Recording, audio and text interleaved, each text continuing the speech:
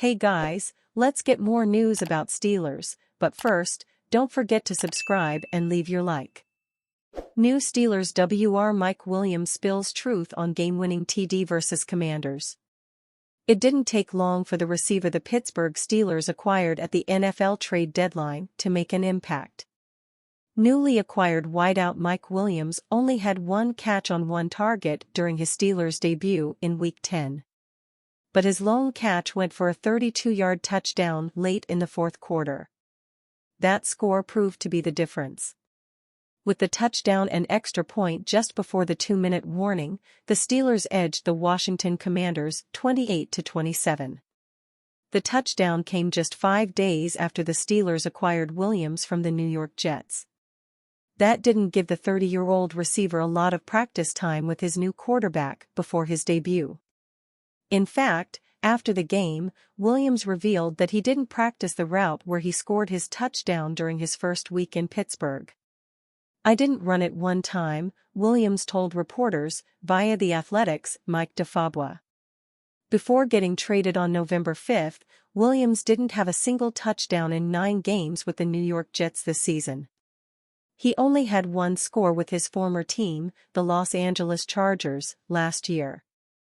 But if Week 10 is any indication, Williams is set to have a significant role with the Steelers during the second half of the 2024 campaign. On one hand, it's a little hard to believe that the Steelers would ask Williams to run a route he didn't practice with the team yet. But he may have done so out of necessity. Pittsburgh's second leading receiver, Calvin Austin, hauled in a 13-yard completion with 4:40 remaining in the fourth quarter. After the play, the officials stopped the game to escort Austin to the sideline, possibly to be checked for a concussion. The Steelers converted 3rd and 3 on the next play. But another 3 plays later, they faced 3rd and 9. Facing heavy pressure on the play, quarterback Russell Wilson backed up to avoid the rush and threw a heave down the sideline. Williams brought in the pass in the end zone. The play was only Williams' 9th snap of the game. Despite his lack of practicing that route in Pittsburgh, it's possible Steelers offensive coordinator Arthur Smith doesn't make that play call if Austin is still in the game. Steelers Mike Tomlin sends strong message on failed fake punt versus Commanders. Head coach Mike Tomlin and the Pittsburgh Steelers were very aggressive early in their Week 10 matchup against the Washington Commanders. That strategy didn't pay dividends. Most notably, the Steelers tried to run a fake punt on 4th and 15 from their own 16-yard line. But the intended receiver on the play, cornerback James Pierre, dropped the pass. During his post-game press conference, Tomlin took responsibility for the failed 4th down attempt. But the Steelers head coach also defended his aggressive decision early in Week 10. "You can't come into hostile environments versus good people and not aggressively pursue victory," Tomlin told reporters. "We're not going to live in our fears. That is me. I own that," Tomlin added, referring to the fake punt try. "I'll do it again. But we didn't execute it, and so, it was a bad idea." Although the Steelers' offense went 3 and out twice on its first 3 drives, Pittsburgh controlled the first 10 minutes against Washington. The Steelers held a 7-0 lead and allowed 9 yards to the Commanders on their first 2 possessions. But the first quarter quickly changed at the end of Pittsburgh's 3rd drive. Instead of punting on 4th and 15, the Steelers ran a fake punt attempt at their 16-yard line. Special teams ace Miles Killebrew received the snap and threw a pass down the sideline to Pierre. Pierre was wide open near the line to gain. Had he caught Killebrew's pass, the Steelers could have continued to control the first quarter with a 1st and 10 beyond the 30-yard line. Instead, Pierre dropped the pass, which resulted in a turnover on downs. Already in the red zone, Washington only needed 3 plays to score the game-tying touchdown. During the game, Steelers media and fans argued about the fake punt on social media. The Tribune Review's Tim Benz questioned the fake punt decision because it happened deep in Pittsburgh territory, while Steelers insider Mark Kaboly strongly defended the call. The play obviously lacked execution. But as one would expect from a leader regarded as a player's coach, Tomlin didn't blame Pierre and took responsibility himself for the error. While Tomlin took responsibility for the fake punt, that doesn't mean he called it. Steelers Depot's Alex Kozora speculated during the game that the fake punt was something Tomlin and special teams coordinator Danny Smith could have installed during the week, but didn't 100% call on 4th and 15 at their own 16-yard line. "It's probably a built-in check anyway," wrote Kozora on X, formerly Twitter. "This isn't a sideline call of Danny Smith saying, 'We're 100% faking the punt,'" added Kozora. "It's the Commanders are aggressive with their jammers. If we get this look, throw the fake." Tomlin's response to the media indicates that it was 100% a fake punt that he decided to run in that situation. But Tomlin could have been covering for Killebrew and Pierre, who failed to execute the fake.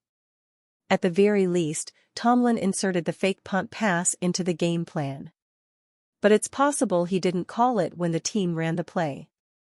Regardless of Tomlin's involvement in the pre-snap decision-making on the fake 4th down attempt, the head coach accepted the blame for its failure. Dan Quinn made the wrong decision on 2 separate occasions, and both calls helped Commanders lose to Steelers. Man, talk about a fight.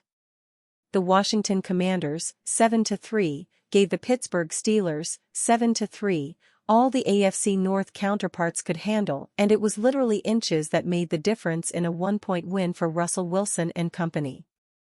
As with most NFL games, there was some controversy involved.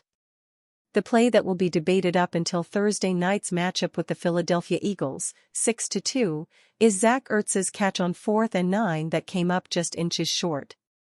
It looked like Ertz initially converted the first down, but the referees upheld the call on the field that he was short after reviewing the play.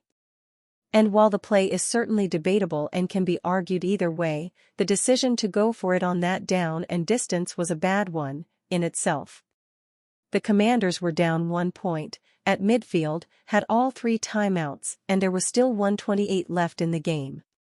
The right call was to punt the ball away with Tressway, one of the best punters in the game, and then proceed to pin the Steelers deep and stop them. If successful, the Commanders would have gotten the ball back in really good field position and still needing just a field goal to win the game. It was the exact situation they faced after failing to convert the 4th and 9, except they would have started in much better position to attempt the game-winning field goal. If it was a 4th and 4 or less, sure, go for it. But a 4th and 9 was simply way too far, in this particular situation, to go for it.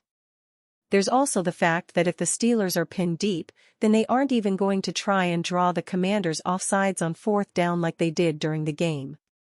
The whole reason they tried to do that was because they were in Washington territory. Because the Commanders went for it instead of punting it.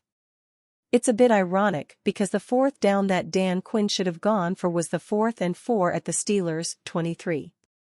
Instead, Quinn opted to kick a field goal that made it a 27-21 game.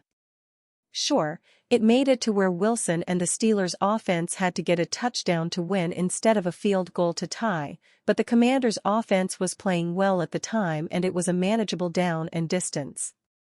Especially when considering what Jaden Daniels can do with his legs.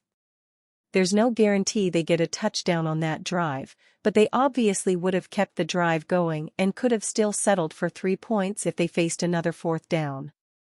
The ceiling would have been a 10-point lead instead of a 6-point lead, and there's a world where the Ertz catch is not needed, nor existent. And you fan? What do you think of the situation of Dan Quinn? Leave your opinion in the comments.